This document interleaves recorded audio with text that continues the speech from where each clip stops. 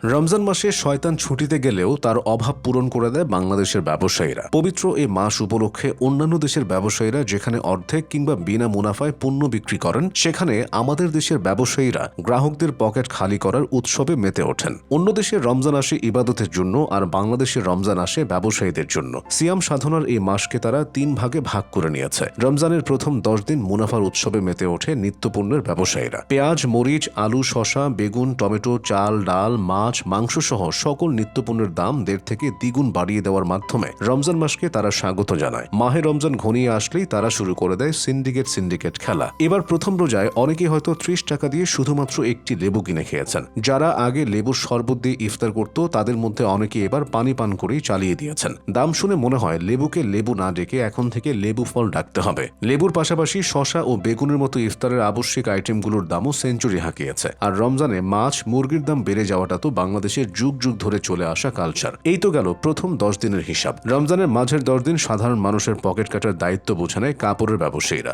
গোটা বছরের মুনাফা তারা 1 মাসেই তুলে নেয়। এই কারণে বর্তমানে ঈদের 1-2 মাস আগেই অনেকেই ঈদের শপিং সেরে ফেলে। কারণ ঈদ যত ঘনিয়ে আসবে, কাপড়ের বাজার ততই অস্থির হয়ে উঠবে। তবে সবাই তো চাইলেই ঈদের 1 মাস আগে কাপড় চোপড় কিনতে পারে না। অনেকে আছেন যারা শুধুমাত্র ঈদ উপলক্ষে নতুন কাপড় গায়ে জড়ানোর সুযোগ পান। তবে অসাধু ও মুনাফালোভী কাপড় বিক্রেতাদের কারণে অনেকের সেই স্বপ্ন অপূর্ণ থেকে যায়। এবার আসা যাক রমজানের শেষ 10 দিনের প্রসঙ্গে। এই সময়টায় অধিকাংশ মানুষই শহর ছেড়ে গ্রামে রওনা দেয়। নিজের পরিবার ও আত্মীয় স্বজনদের সাথে ঈদ উদযাপনের সুযোগ কেই বা মিস দিতে চায়। তবে তাদের ঘরে ফেরার পথে সবচেয়ে বড় বাধা হয়ে দাঁড়ায় পরিবহন ব্যবসায়ীরা। মানুষের আবেগের উপর পা দিয়ে তারা বাস, মাইক্রোবাস, লঞ্চ ও স্টিমারের ভাড়া কয়েক গুণ বাড়িয়ে দেয়। আর ট্রেনের কথা তো বাদই দিলাম। ঈদের সময় ট্রেনের টিকিট পাওয়া আর আকাশের চাঁদ পাওয়া একই ব্যাপার। অধিকাংশ ট্রেনের টিকিটই কালোবাজারিদের দখলে চলে যায়, যার ফলে অনেকেই ট্রাক কিংবা পিকআপে ঝুলে ঝুলে নিজের বাড়িতে ফিরতে বাধ্য হন। তবে এখন প্রশ্ন হলো, রোজার মতো মহাপবিত্র এক মাসে আমাদের দেশের অসাধু ব্যবসায়ীদের এমন খুল্লা দাদাগিরি কখন বন্ধ হবে?